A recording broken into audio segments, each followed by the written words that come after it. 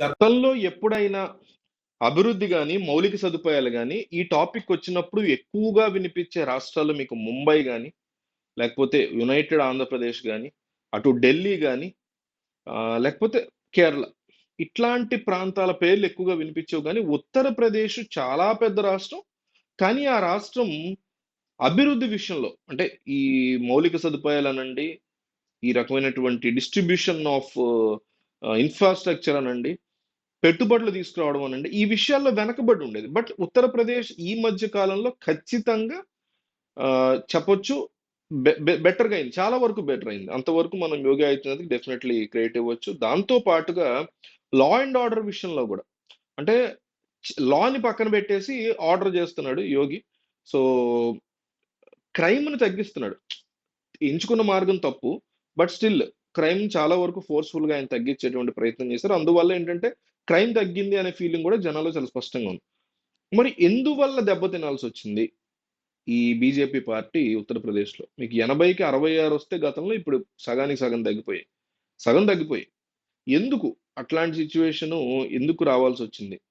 అంటే ఇక్కడ మనకి అఖిలేష్ యాదవ్ యొక్క ప్లానింగ్ గూడా ఉంది. సమాజ్‌వాదీ పార్టీ అనగానే యాదవులు ప్లస్ ముస్లిం కమ్యూనిటీ మాత్రమే వాళ్ళు ఉంటారు అనే ఒక ఫీలింగ్‌ని జనాల్లో గతంలో బాగా క్రియేట్ చేసింది బీజేపీ.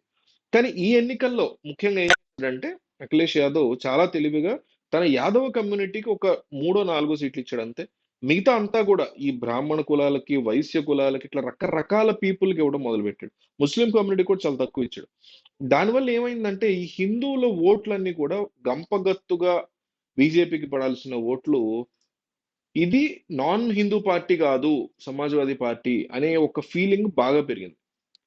రెండోది ఏంటంటే 24 గంటలు కూడా మందిరాల గురించి, మత విద్వేషాల గురించి, హిందూ ముస్లింల గొడవల గురించి వీటి మీద ఎక్కువ ఫోకస్ చేసింది బీజేపీ పార్టీ. ముఖ్యంగా అయోధ్య రామ మందిరం కట్టేశాం కాబట్టి ఈసారి దేశంలో 400 వచ్చేస్తాయి ఎన్డీఏకి. ఓన్లీ బీజేపీకి 350 వచ్చేస్తాయి. మీ ఉత్తరప్రదేశ్‌లో 80కి 70 అయినా వచ్చేస్తాయి. అంటే ఓవర్ కాన్ఫిడెన్స్. మీ ఓవర్ కాన్ఫిడెన్స్ దేని మీద ఉండుండాలి? మీ ప్రచారం దేని మీద ఉండుండాలి? కంప్లీట్‌గా మీరు తెచ్చిన పెట్టుబడులు, మీరు చేసినటువంటి మౌలిక సదుపాయాలు, మీరు చేసినటువంటి బెటర్ అభివృద్ధి, దీని మీద మీ ఫోకస్ కంప్లీట్‌గా ఉండుండాలి. కానీ 24 గంటలు మేము అయోధ్య మందిరం తెచ్చాం, మాకు ఓటేయండి. ఇప్పుడు మీకు వారణాసిలో కూడా చూస్తే మోడీ యొక్క ఓట్లు తగ్గిపోవటం గాని, ఒక పాయింట్‌లో మోడీ ట్రైలింగ్‌లో అంటే వేరే వాళ్ళ ఆధిక్యంలో ఉండేటువంటి పరిస్థితులు అసలు ఊహిస్తామా మనం? అంటే ప్రజలని మనం డీల్ చేసే విధానం తప్పుగా ఉంది. మీరు ఒక విషయం అర్థం చేసుకోవాలి. ఈ ఏదైతే సంస్థలు మ్యానుఫ్యాక్చరింగ్ సెక్టార్స్‌ని తీసుకొచ్చాం. కొన్ని భయంకరంగా ఏం తీసుకురాలా. బెటర్ ఇన్వెస్ట్‌మెంట్ తీసుకొచ్చారు యూపీలో. అప్పుడు ఏమవుతుందంటే కొంతమందికి మాత్రం అక్కడ ఉపాధి లభిస్తుంది. బాగా వెనకబడినటువంటి వర్గాలుంటాయి. వాళ్ళకి వీళ్ళు స్కిల్ డెవలప్‌మెంట్ చేయించట్ల. స్కిల్‌ని బెటర్ జేసి, అవతల వైపు నుంచి మ్యానుఫ్యాక్చరింగ్ సెక్టార్స్ తీసుకొచ్చి, వీళ్ళని అందులో జాయిన్ చేయించి, ఉద్యోగాలు ఇప్పించడమే ప్రభుత్వం చేయాల్సినటువంటి బేసిక్ పని. వీళ్ళు ఏమి జేయక్కర్ల. ఏ ప్రభుత్వమైనా, ఏ రాష్ట్రమైనా, ఏ దేశమైనా ప్రజలు కోరుకునేదేంటంటే మ్యానుఫ్యాక్చరింగో, ప్రొడక్షనో, సర్విస్ సెక్టార్సో ఎక్కువగా పట్టుకొచ్చి, వాటిల్లో అన్‌స్కిల్డ్ లేబర్‌ని ఎంచుకొని వెనకబడిన వర్గాల నుంచి ఎన్నుకొని, వాళ్ళకొక ఉద్యోగం ప్రతి దాంట్లో గూడా. వీలైనంత ఎక్కువ మందికి ఉద్యోగాలు కల్పనని సృష్టించగలగాలి. ఇది కోరుకున్నారు. అయితే వెనకబడిన వర్గాలు ఓట్లు వేయకపోవడం వల్ల ఈరోజు బీజేపీ ఓడిపోయింది. ఎందువల్ల అంటే వెనకబడినటువంటి వర్గాలకి అసలు ఆ స్కిల్లే లేదు. గతంలో ఉన్న కాంగ్రెస్ వల్లన, తర్వాత 10 ఏళ్ళు పాలించిన బీజేపీ వలన, అంతకుముందు పాలించిన బీజేపీ వల్ల ఏదైనా కూడా గత ప్రభుత్వాలు అట్లాగే ఇప్పటి వరకు ఉన్న ప్రభుత్వం కూడా ఎక్కడ వాళ్ళ స్కిల్ విషయంలో కష్టపడలేదు. మీరు ఒక కంప్యూటర్ నేర్పించరు వాళ్ళకి. ఒక చేతి పని పనిముట్లకు సంబంధించిన ఇష్యూస్ నేర్పించరు. కానీ మేము కంపెనీస్ పట్టుకొచ్చామంటే ఆల్రెడీ స్కిల్ ఉన్న వాళ్ళు బెటర్ అవుతున్నారు. అది కూడా వీళ్ళంతా కూడా అబోవ్ మిడిల్ క్లాస్ ఈ లెవెల్‌లో ఉన్నవాళ్ళు. అంటే వాళ్ళకి ఉద్యోగాలు దక్కుతున్నాయి. ఈ స్కిల్డ్ లేబర్ అంతా కూడా కూలి పని చేసినటువంటి సిట్యుయేషన్ ఇంకా ఇంకా అట్లా మిగిలిపోతున్నారు. కూలి పని చేయడం తప్పు కాదు. డిగ్నిటీ ఆఫ్ లేబర్ ఉంది. కానీ దాన్ని ప్రొఫెషనల్‌గా మార్చగలగాలి. మీకు భవన నిర్మాణ కార్మికులు దేశవ్యాప్తంగా ఎన్నో కోట్ల మంది ఉంటారు. కోటాను కోట్ల మంది ఉంటారు. వాళ్ళందరినీ ఒక రెగ్యులేషన్‌లోకి తీసుకురావాలని కోరుకుంటా నేను. ఒక రాష్ట్రంలో అయినా, ఒక దేశంలో అయినా వాళ్ళందరిని ఒక రెగ్యులేషన్ కిందకి. అంటే ఒక ప్రొఫెషనాలిటీ అని చూపించాలి.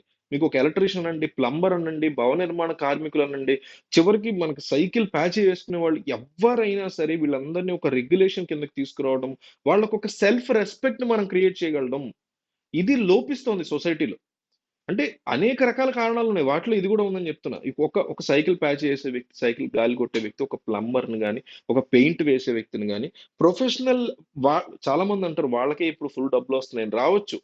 కొంతమందికి నిజంగా అవ్వచ్చు. ఇప్పుడు ఎలక్ట్రీషియన్స్ ఈ రోజు అసలు ఎక్కడా దొరకట్ల. మా ఇంట్లో నేను ఇక్కడ వీడియో చేస్తున్న ఈ రూమ్‌లో నాకు ఎదురుగుండా లైట్ కావాలి. ఒక పెద్ద లైట్. దానికోసం ఎప్పటినుంచో ట్రై చేస్తున్నా, ఎలక్ట్రీషియన్ దొరకట్ల. అట్లాంటి భయంకరమైన డిమాండ్ ఉంది వాళ్ళకి. నేను కాదంట్ల, డబ్బులు సంపాదిస్తున్నారు కాదంట్ల, అందరూ కాదు కొంతమంది. బట్ స్టిల్ ఆ సెల్ఫ్ రెస్పెక్ట్ అనేది అణగారిన వర్గాల్లో కష్టపడి పనిచేసే వాళ్ళలో ప్రొవైడ్ చేయలేకపోతున్నాయి ప్రభుత్వాలు. ఆ రకమైనటువంటి ఫీలర్స్ వాళ్ళు ఆ డిఫరెన్స్ ఆఫ్ సొసైటీలో ఉన్నటువంటి ఆ డిఫరెన్స్ ఆఫ్ లెవెల్స్, క్లాస్‌ని ఇంకా ఇంకా తీసుకున్న ఎస్పెషల్లీ ఉత్తరప్రదేశ్ లాంటి ప్లేస్‌లో ఇది చాలా ఎక్కువ ఉంటది. మీకు అర్థం కావట్లేదు. విపరీతంగా ఆ అగ్రవర్ణాలని చెప్పుకునేటువంటి ఆ వర్ణాలు తక్కువ జాతి వాళ్ళని విపరీతంగా ట్రీట్ చేసేటువంటి అంశాలుంటాయి. ఇట్లాంటివి యోగి ఆదిత్యనాథ్ వచ్చి క్రైమ్‌ని కంట్రోల్ చేయటంలో భాగంగా ప్రతి తక్కువ వర్గాన్ని కూడా అణగారిన వర్గాన్ని కూడా అగ్రవర్ణాలు చాలా డిఫరెంట్‌గా డీల్ చేయడం. చాలా తక్కువగా డీల్ చేయడం. క్రిమినల్స్ మాత్రమే కాకుండా క్రిమినల్స్‌కి సంబంధించి ఉన్నటువంటి బ్యాక్‌గ్రౌండ్‌లో ఉన్న వర్గాలను కూడా అట్లాగే ట్రీట్ చేయడం అనేది బాగా పడిపోయింది జనాల్లో. దాన్ని చాలా జాగ్రత్తగా ప్లాన్ చేసుకున్నాడు అఖిలేష్ యాదవ్. అందువల్ల ఒక రకంగా చెప్పాలంటే యోగి ఆదిత్యనాథ్ ప్లాన్ బొక్కబోర్లా పడినట్టయింది. మోడీ చరిష్మాతో వెళ్ళాలనో, అయోధ్య చరిష్మాతో వెళ్ళాలనో అనుకున్నటువంటి వాళ్ళ ప్లాన్స్ మాత్రం అట్టర్ ఫ్లాప్ అయ్యాయనేసి చెప్పుకోవచ్చు.